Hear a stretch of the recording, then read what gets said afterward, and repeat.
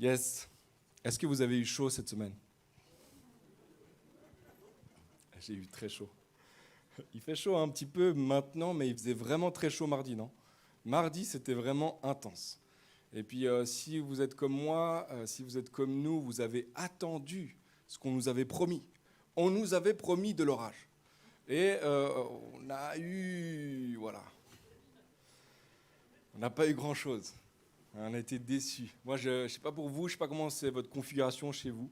Chez nous, on a donc un appartement en angle sur plein sud. Donc c'est très agréable parce qu'on a des belles baies vitrées. Donc toute l'année, on a la lumière. Il fait bon chaud en hiver, c'est chouette. En été normal, il fait déjà vraiment chaud. Et là, mardi, on attendait, je vous dis, on attendait l'orage. Et la météo suisse, toutes les météos s'accordaient pour dire attention, ça va péter, etc.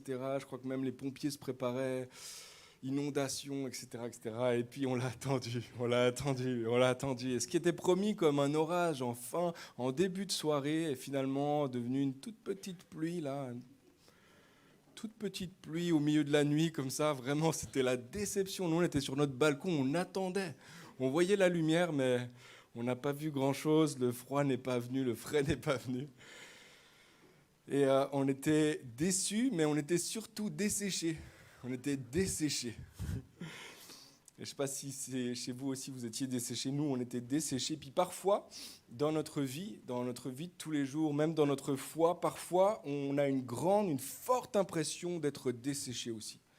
De vivre des choses qui nous étouffent, d'avoir de la peine à respirer. Il me faut une bulle d'air, il me faudrait tellement que ça pète. Il faudrait que l'orage vienne, il faudrait que la pluie descende, que le ciel s'ouvre et que la fraîcheur vienne. Parfois, nos circonstances dans notre vie sont compliquées, tellement compliquées, difficiles à gérer, qu'elles rendent la marche chrétienne difficile. Parfois, c'est lourd, c'est comme un souffle chaud, comme un feu sur notre vie. Il fait chaud et c'est difficile. Chaque pas est plus difficile.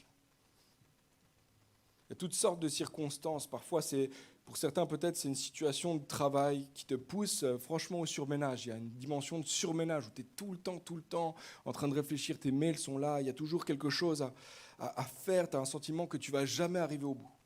Certains, c'est peut-être une relation de couple qui est difficile, où il y a un silence qui règne à cause d'une blessure, d'un non-pardon, de quelque chose qui est difficile à vivre au quotidien. Une santé fragilisée par une maladie, un diagnostic médical dur à porter, peut-être un traitement médical difficile à porter, une relation avec un proche qui s'envenime et qui laisse place justement à toutes sortes de questions. Est-ce qu'un jour on va pouvoir reparler comme on parlait avant ? Une situation peut-être économique tellement serrée que tu ne sais même pas si tu vas terminer le mois. Tu arrives à la moitié du mois et tu ne sais pas encore, est-ce que je vais y arriver ? Est-ce que je vais pouvoir passer le mois cette fois-ci ? Et toutes sortes de circonstances extérieures qui peuvent devenir, comme je le disais, comme une forte chaleur, comme un feu sur notre vie qui étouffe, qui rend la marche chrétienne aride. Et parfois, ce n'est pas des circonstances extérieures, c'est quelque chose à l'intérieur de nous, comme une sécheresse à l'intérieur. D'apparence, tout va bien. À l'extérieur, tout se passe bien, tout semble aller bien, mais à l'intérieur, il y a comme une sécheresse, il y a quelque chose de froid, de sec, une âme desséchée, des pensées qui sont comme embrumées, la foi qui est vacillante. Je suis plus sûr de rien. Ce que tu étais sûr il y a quelques mois en arrière, peut-être que maintenant, c'est pas si sûr que ça, en fait. Et ça t'amène dans un sentiment justement de sécheresse. Parfois, c'est la monotonie du chemin, les déceptions à répétition ou alors encore un rêve brisé qui t'amène en fait à une situation où, Seigneur, il y a quoi ? Il y a un truc sec à l'intérieur de moi, je ne sais pas.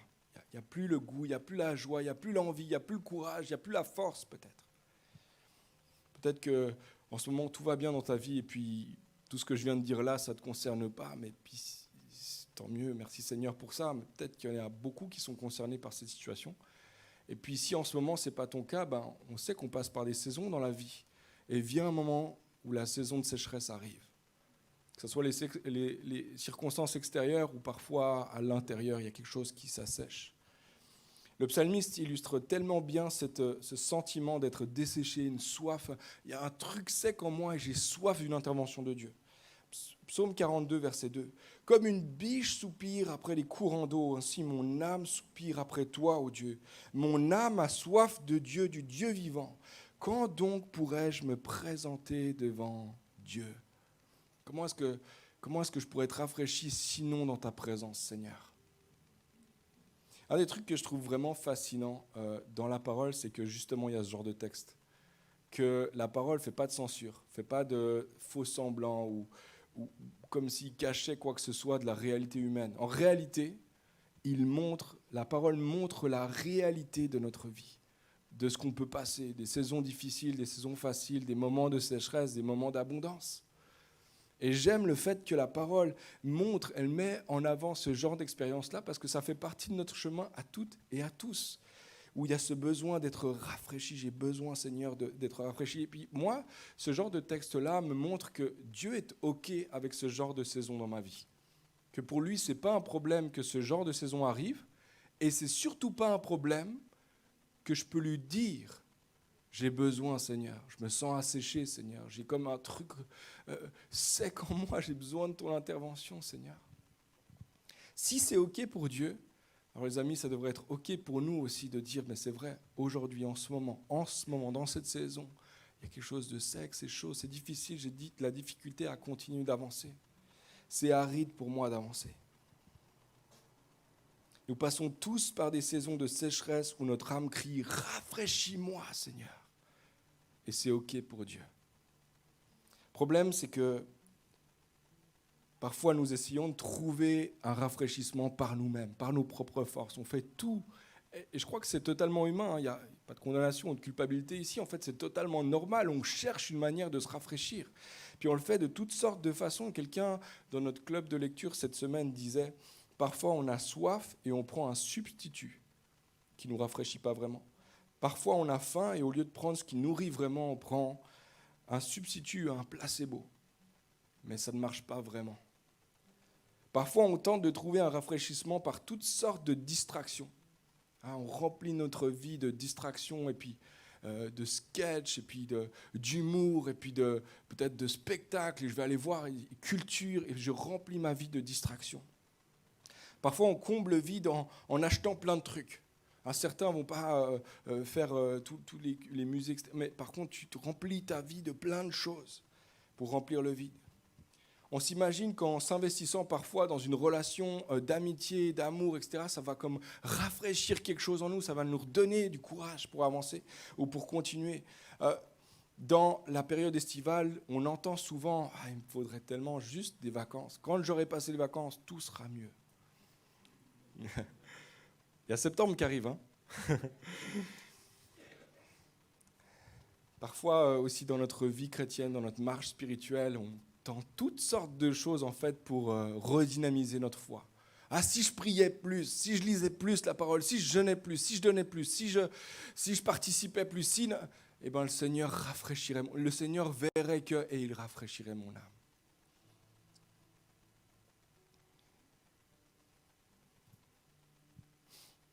Et tout comme nous ne pouvons pas produire ou provoquer un orage en plein mardi très chaud comme la semaine qu'on a eue, de la même manière, par nos propres forces et notre propre volonté, on n'est pas capable de produire le rafraîchissement dont notre âme a vraiment besoin.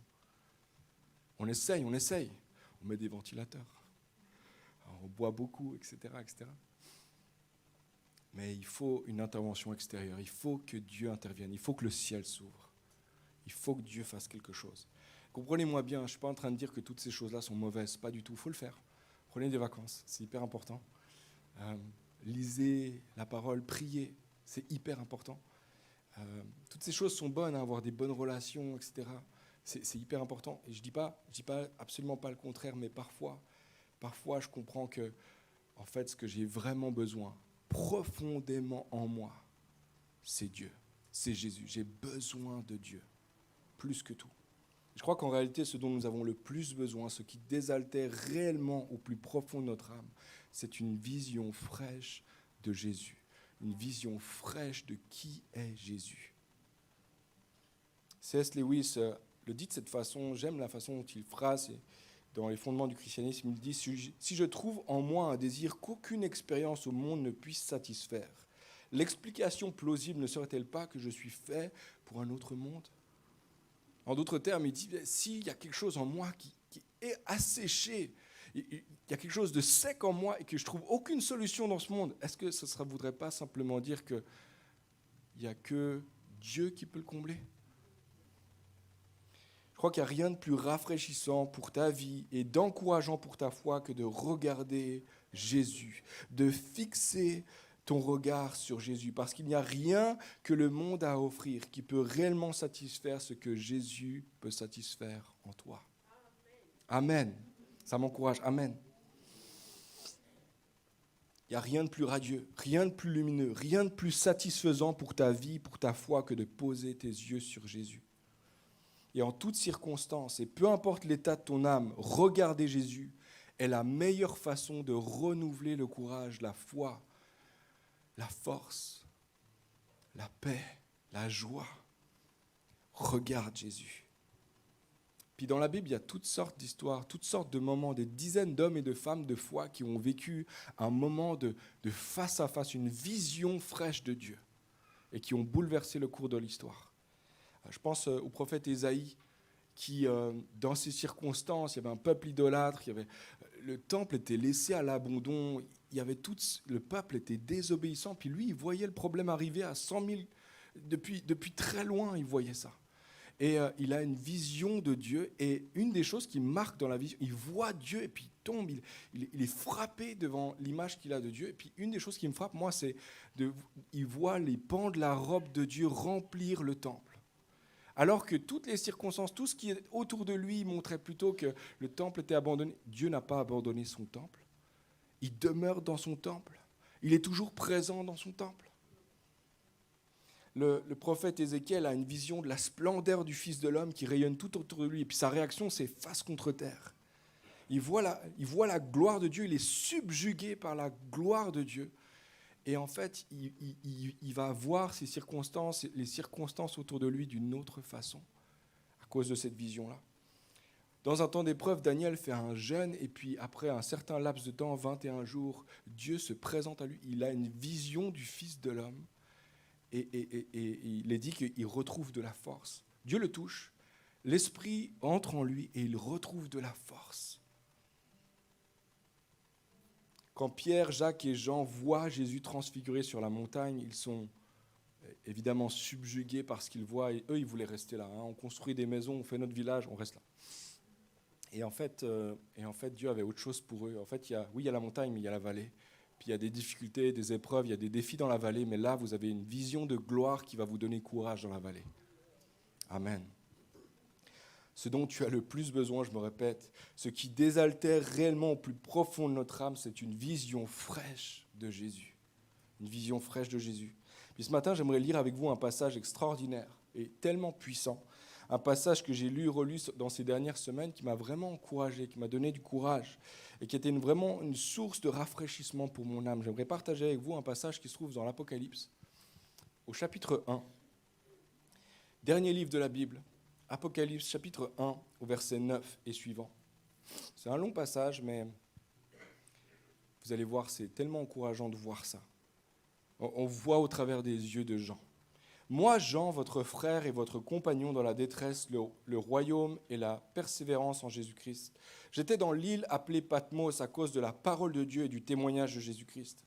Je fus saisi par l'Esprit le jour du Seigneur et j'entendis derrière moi une voix forte comme le son d'une trompette. Elle disait, « Ce que tu vois, écris-le dans un livre et envoie-le aux 7 églises, à Éphèse, à Smyrne, à Pergame, à Thyatire, à Sardes, à Philadelphie et à Laodicée. » Je me retournai pour savoir quelle était la voix qui me parlait. M'étant donc retourné, je vis 7 chandeliers d'or. Et au milieu des chandeliers, quelqu'un qui ressemblait à un fils d'homme. Il était habillé d'une longue robe et portait une écharpe en or sur la poitrine. Sa tête et ses cheveux étaient blancs comme la laine blanche, comme la neige. Ses yeux étaient comme une flamme de feu et ses pieds étaient semblables à du bronze ardent, comme s'il avait été embrasé par une fournaise. Sa voix ressemblait au bruit de grandes eaux. Il tenait dans sa main droite 7 étoiles et de sa bouche sortait une épée aiguë à 2 tranchants. Son visage était comme le soleil qui brille lorsqu'il brille dans toute sa force. Quand je le vis, je tombai à ses pieds comme mort. Il posa alors sa main droite sur moi en disant « N'aie pas peur. Je suis le premier, le dernier, le vivant. J'étais mort et voici, je suis vivant au siècle des siècles. Je détiens les clés de la mort et du séjour des morts. Amen. Amen. Quelle vision extraordinaire, n'est-ce pas? Waouh! Imaginez ce que Jean a vu là, c'est fou. C'est incroyable. Vision de gloire de Jésus. Beaucoup de gens croient que le livre de l'Apocalypse est un livre à propos de la fin du monde. Que ce soit dans la culture ou dans l'Église, beaucoup de gens associent Apocalypse avec cataclysme naturel, les guerres mondiales, disparition de toute vie, de toute forme de culture. On est d'accord? Apocalypse now. Apocalypse. Mais en fait, si tu fais la lecture attentive du récit de l'Apocalypse, c'est en réalité, c'est pas du tout un récit de la fin du monde. C'est le récit du renouvellement du monde. Un monde nouveau qui émerge du chaos, que Dieu restaure complètement. Que Dieu restaure complètement. Et un monde dans lequel il n'y a plus de souffrance, il n'y a plus de maladie, il n'y a plus de mort, il n'y a plus de deuil. Un monde merveilleux dans lequel tous ceux et celles qui aiment Dieu vivent avec Dieu pour toujours. Le mot apocalypse vient du mot grec qui veut dire révéler, découvrir ou encore dévoiler. Il y a une image qui va s'afficher à l'écran. C'est comme un voile, c'est comme il y a une image derrière un voile. Il y a quelque chose qui se passe derrière le voile et l'Apocalypse, c'est le dévoilement. On enlève le voile et on voit ce qui se passe derrière. Et ça, c'est le mot Apocalypse. Dévoilement. Dévoilement de ce qui se passe derrière le rideau. En fait, lorsque Dieu révèle, lorsque Dieu donne l'Apocalypse, en fait, il donne une révélation de la perspective du ciel sur ce qui se passe sur la terre. D'ailleurs, les historiens affirment que les chrétiens des 3 premiers siècles n'ont lu aucun autre livre du Nouveau Testament plus assidûment que l'Apocalypse. Parce que c'est un livre d'encouragement.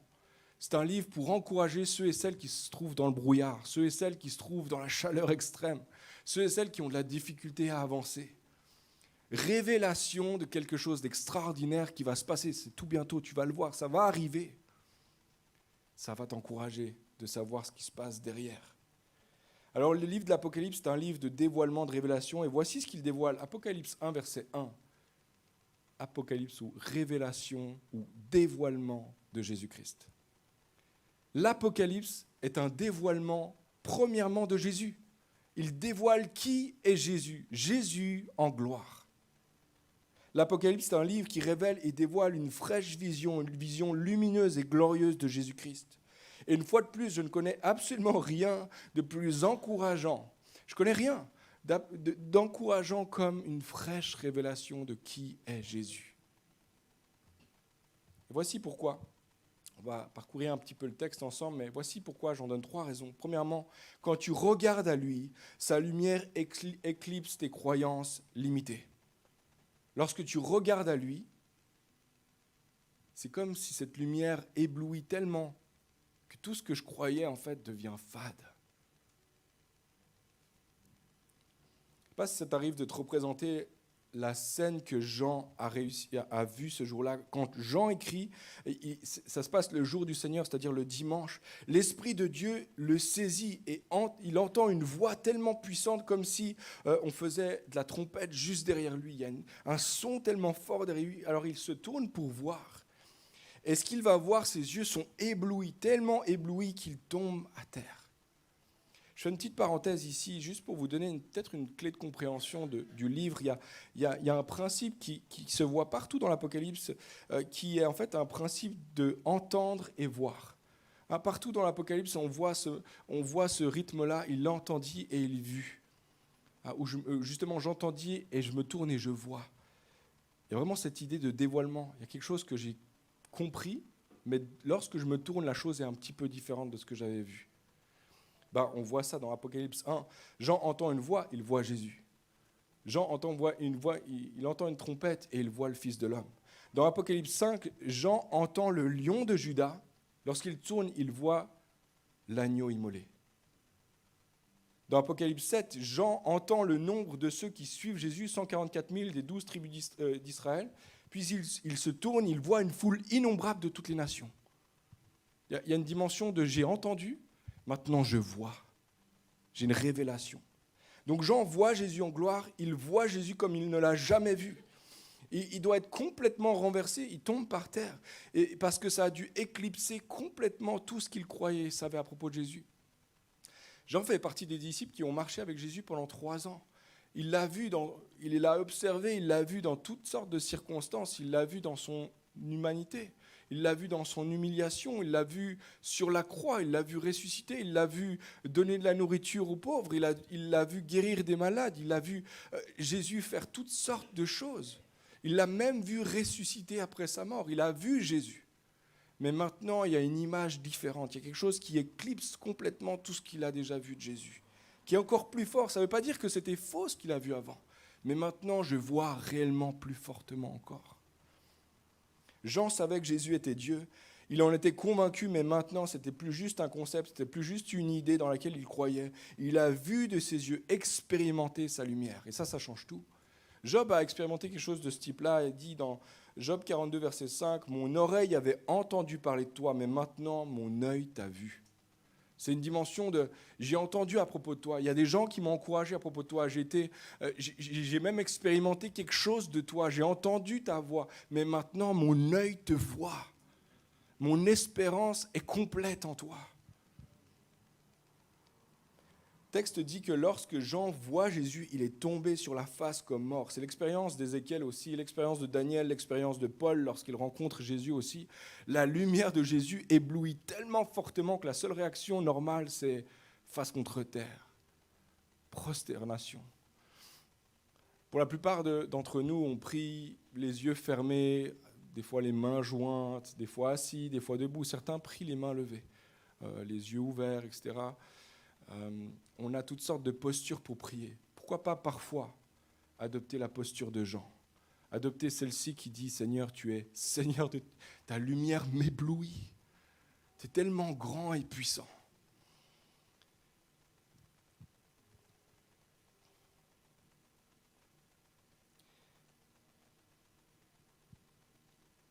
Je ne sais pas si Jean avait une compréhension limitée de Jésus, mais je crois que toi et moi, en tout cas moi je confesse que souvent j'ai une compréhension limitée de Dieu. Et je crois qu'on a besoin de ce genre de moment, de révélation vraiment forte. Une image en fait devant nous. L'image que nous avons souvent de Jésus, elle se limite à notre propre expérience, ou quelques textes, quelques versets. Parfois il y a des textes qui nous parlent particulièrement de Jésus. Ah, j'aime tellement Jésus, il prie pour les bébés, pour les enfants. Jésus, il donne à manger à tout le monde. Et puis, il y a quelque chose de beau là-dedans, et c'est vrai. C'est juste que ce n'est pas une image complète de Jésus. Jésus est à la fois le Sauveur qui meurt en croix, et il est le Seigneur ressuscité, glorieux, devant qui tout le monde va s'agenouiller, tout le monde va être face contre terre. Et ça change tout. Ça change notre façon de s'adresser à Dieu. Ça change notre façon de vivre notre vie chrétienne. Jésus n'est pas juste ton ami, oui, il l'est. Mais il est ton sauveur, il est ton Seigneur, il est ton roi. Et ça change tout. Ça veut dire que ça change la prochaine fois que tu vas prendre une grosse décision dans ta vie. S'il est ton roi, il a peut-être quelque chose à dire là-dessus.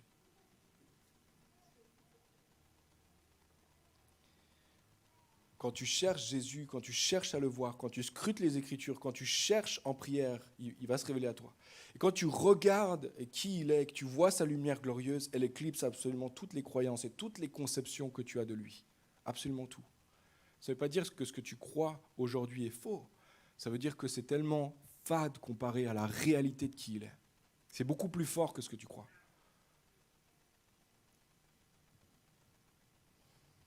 Et je crois qu'on ne veut pas, toi et moi, on ne veut pas limiter Jésus, on ne veut pas le limiter à notre propre pensée, notre propre tête. Il est beaucoup plus grand que notre cerveau pourrait contenir, en fait. Il est beaucoup plus grand que l'univers pourrait contenir. Il est immense.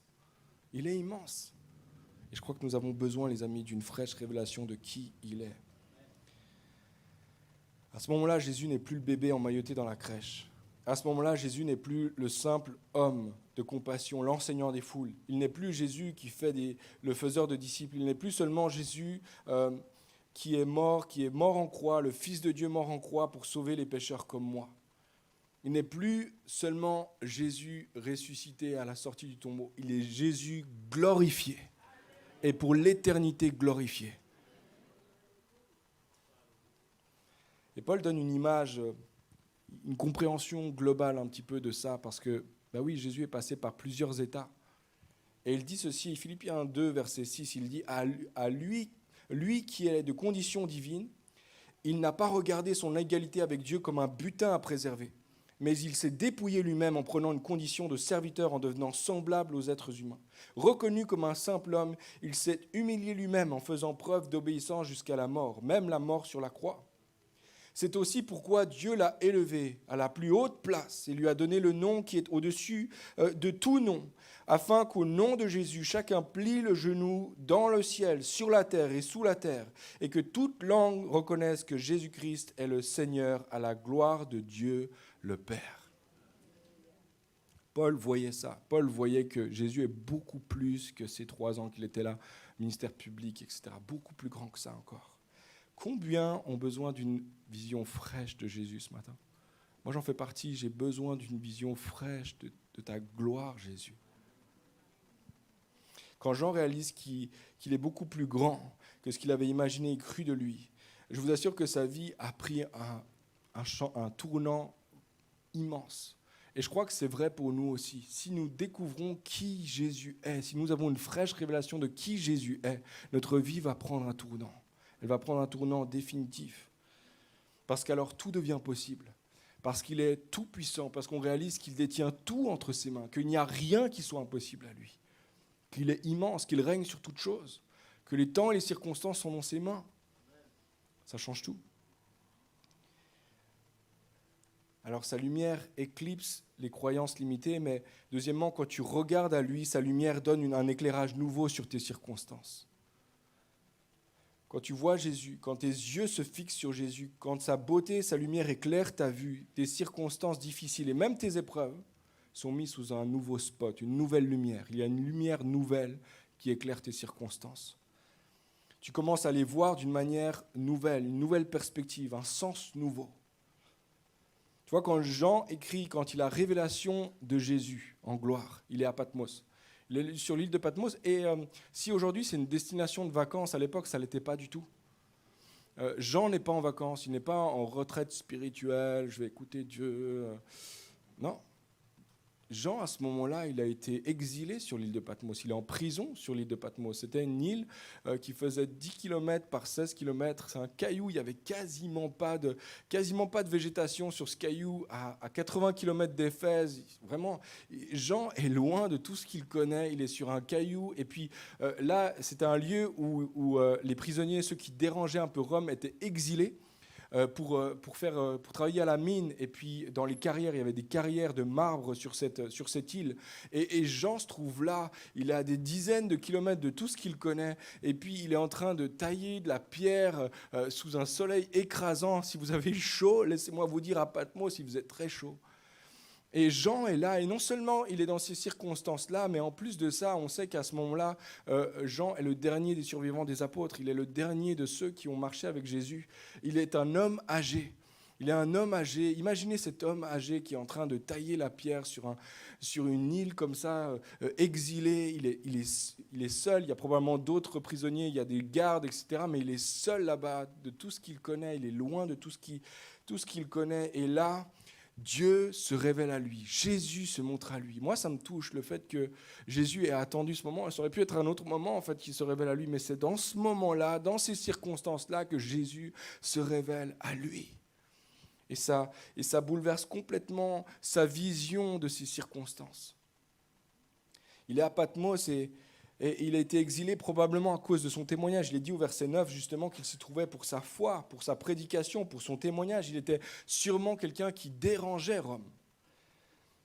Et il se trouve à des dizaines de kilomètres de tous ceux qu'il connaissait et qu'il aimait. Puis dans ces circonstances, Jésus choisit de se révéler comme jamais auparavant. Puis son épreuve et ses galères, Jésus en fait un lieu de témoignage, un lieu de gloire. J'aimerais te dire, peut-être tu traverses une galère, une difficulté, peut-être quelque chose de difficile dans ta vie.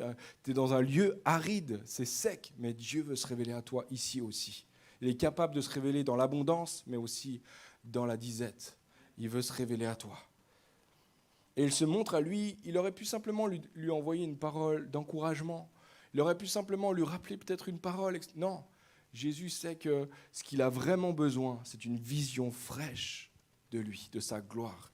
Qu'il est Jésus comme un roi, qu'il est le maître de l'univers, le maître de l'histoire, et que toute l'histoire est sous son autorité, qu'il a autorité sur la vie et sur la mort. Cette révélation est beaucoup plus forte et beaucoup plus encourageante pour Jean que n'importe quelle parole de soutien, n'importe quelle parole de consolation, parce que maintenant, Jean sait que peu importe ce qui se passe, Jésus est en contrôle. Jésus gère. Jésus sait ce qui se passe. Jésus sait pourquoi je suis là et il sait comment les choses vont tourner. Pour mon bien peut-être, mais pour sa gloire, c'est sûr. Je ne sais pas si tu as déjà regardé un film avec quelqu'un qui a déjà regardé le film. C'est pas forcément chouette parce que l'autre, il sait ce qui va se passer. Donc, attention. Et la chose arrive 2 secondes après. Mais lui, il connaît déjà la fin de l'histoire. Et puis, toi, tu regardes et tout. Et puis, mais comment il va s'en sortir? Et puis, lui, il est là. T'inquiète pas, il va y avoir un revers de situation. C'est là, mais je m'imaginais bien. T'as pas besoin de me le dire. Jean, en fait, c'est un petit peu ça qu'il vit. Lui, il connaît maintenant la fin de l'histoire. Il dit, en fait, j'ai vu la fin. J'ai vu ce qui se passe et franchement, ça se passe super bien, les amis. Et ça l'encourage, lui, non seulement dans sa marche chrétienne, mais ça encourage ceux et celles à qui il adresse l'Apocalypse. C'est adressé à des églises qui vivent en ce moment même la persécution. Et il dit, les amis, moi j'ai vu la fin du film. J'ai vu la fin de l'histoire. Je sais ce qui se passe derrière le rideau. Et c'est glorieux. C'est magnifique. Et Dieu gère. Alors oui, il fait chaud en ce moment, mais vous allez voir, ça va tourner, les choses vont tourner. Parce que sa lumière éclaire absolument tout dans notre vie. C'est non seulement qu'on est ébloui par sa lumière, mais ça éclaire aussi nos circonstances. Le psaume 36, verset 10 dit ceci, « C'est auprès de toi qu'est la source de la vie, et c'est par ta lumière que nous voyons la lumière. Ta lumière me fait voir la lumière. » C.S. Lewis encore dit ceci, « Je crois au christianisme comme je crois que le soleil s'est levé, non seulement parce que je le vois, mais parce que par lui, je vois tout le reste. Par lui, je vois tout le reste. Non seulement il m'éclaire moi, mais il éclaire tout ce qui est autour de moi. Je vois d'une manière différente maintenant. Jean est ébloui, il voit ses circonstances allumées d'une autre façon, alors il encourage ses amis, il dit « persévérez les amis, lâchez rien. C'est vrai, on a la détresse en commun, mais on a le royaume et la persévérance en commun aussi. » Et Jésus-Christ est glorieux. Moi, je ne sais pas ce que toi, tu traverses en ce moment. Je ne sais pas quelles sont tes circonstances extérieures, si elles sont favorables ou défavorables.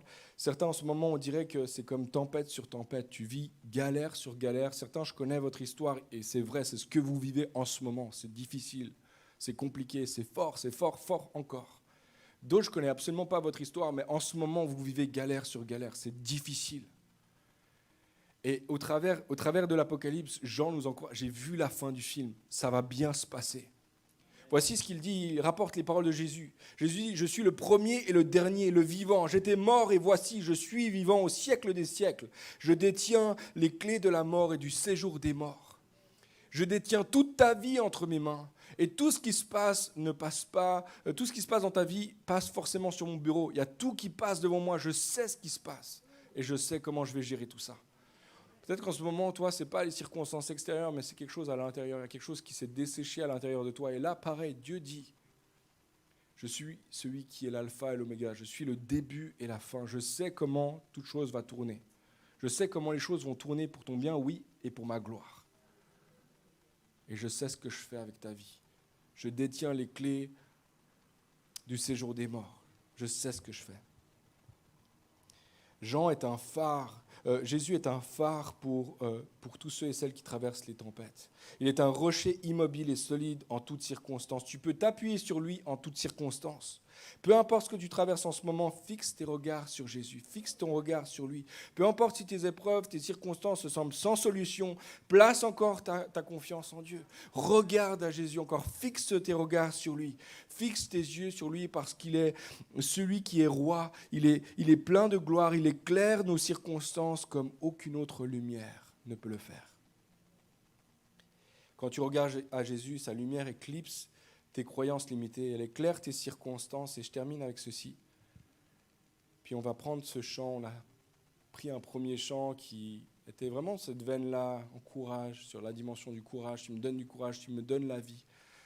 J'aimerais t'inviter, Fabienne, si tu veux jouer quelques notes, mais voici la dernière pensée de ce matin. Sa lumière encourage ton cœur. Sa lumière encourage ton cœur.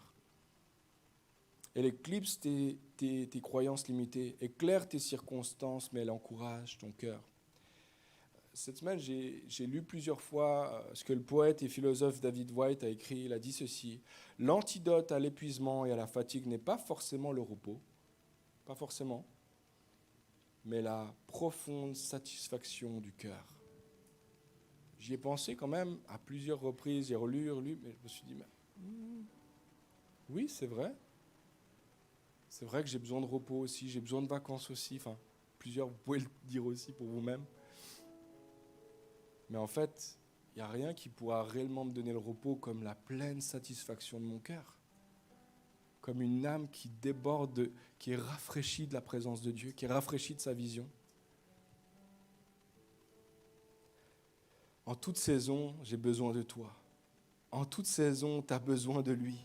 En toute saison, tu as besoin d'un cœur qui est rempli à nouveau de lui, qui est pleinement satisfait en Jésus.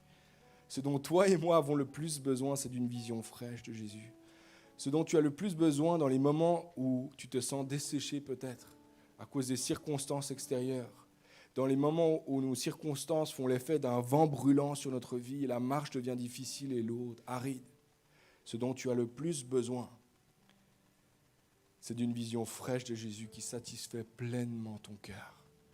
Il satisfait pleinement mon cœur, il satisfait pleinement ton cœur. Ce dont tu as le plus besoin dans les moments où ton âme est comme vide, affaiblie et desséchée, découragée, c'est d'une vision claire, une vision fraîche de Jésus, qui sait combler, qui sait satisfaire pleinement ton cœur. Tu n'as pas forcément besoin de repos. Tu n'as peut-être même pas besoin de vacances en vrai. Tu as surtout besoin de Jésus. Tu as surtout besoin d'une vision renouvelée de lui et de passer du temps avec lui. Et j'aimerais t'encourager, il y a eu plusieurs mots dans ce sens-là, plusieurs paroles aussi de connaissance tout à l'heure qui allaient dans ce sens-là, mais je t'encourage dans ce temps estival, ce temps où il y a peut-être un petit peu moins d'activité, ou peut-être que tu as l'occasion de partir, ou l'occasion de prendre peut-être un peu de repos ici, de juste trouver pleine satisfaction en Jésus. C'est lui qui va vraiment rafraîchir ton âme, vraiment te donner ce dont ton âme a vraiment besoin. Je lis un dernier verset en lien avec tout ce que nous avons lu. Il se trouve dans l'Épître aux Hébreux, et l'auteur parle pareil à une communauté ou des communautés qui sont découragées, qui sont empreints au découragement, parce qu'il y a toutes sortes de pressions sur eux, puis il y en a qui abandonnent. Il y a plusieurs passages dans l'Épître aux Hébreux où il est dit, mais n'abandonnons pas nos assemblées. Puis il y a vraiment cette dimension d'un peuple qui est sous pression, qui est dans une fournaise ardente, et puis c'est aride, c'est difficile. Et l'auteur dit ceci: gardons les yeux fixés sur Jésus. Gardons les yeux fixés sur Jésus, qui nous a ouvert le chemin de la foi et qui la porte à la perfection. Parce qu'il avait en vue la joie qui lui était réservée, il a enduré la mort sur la croix, en méprisant la honte attachée à un tel supplice. Et désormais, il siège à la droite du trône de Dieu. Pensez à celui qui a enduré de la part des hommes pécheurs une telle opposition contre lui, pour que vous ne vous laissiez pas abattre par le découragement. Gardez les yeux sur Jésus. Pensez à lui pour que vous ne soyez pas affectés, pour que vous ne soyez pas abattus, pour que vous ne soyez pas touchés par le découragement. J'aimerais dire ce que dont tu as vraiment besoin, c'est Jésus. C'est une fraîche révélation de Jésus, c'est de garder tes yeux sur Jésus. Puis on va prendre ce chant dans quelques instants, mais avant ça, j'aimerais prier pour nous, pour toi et moi. Parce que je crois que nous sommes plusieurs ce matin à répondre à l'appel de la parole. De dire, Seigneur, oui, c'est vrai, j'ai peut-être limité, je t'ai peut-être mis dans une boîte, je t'ai peut-être mis dans mon expérience seulement, mais ce matin, je veux te laisser à nouveau rafraîchir ma vision de qui tu es, de ta seigneurie, de ta gloire, du fait que tu détiens toutes choses entre tes mains. Oui, Seigneur, mes circonstances sont difficiles. En ce moment même, je passe par le feu, c'est difficile, c'est sec, c'est aride. Ça me décourage. Mais Seigneur, toi qui détiens toutes choses entre tes mains, tu sais ce que tu fais avec ma vie.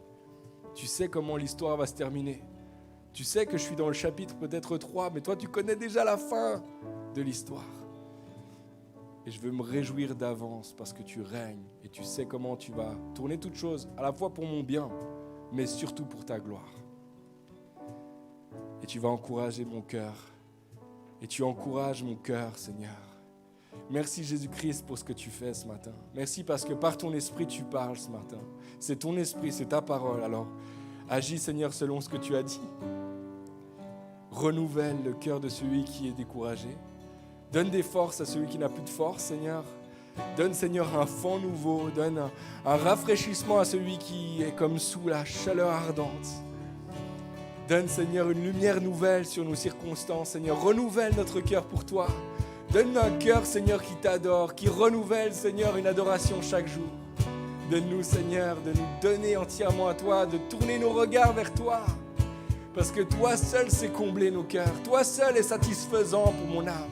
Toi seul sais ce qu'il faut, Seigneur, pour mon âme, pour notre âme. Tu sais, Seigneur, ce qui est bon pour moi. Tu sais ce qui est bon pour mes frères et sœurs. En ce moment, tu le fais.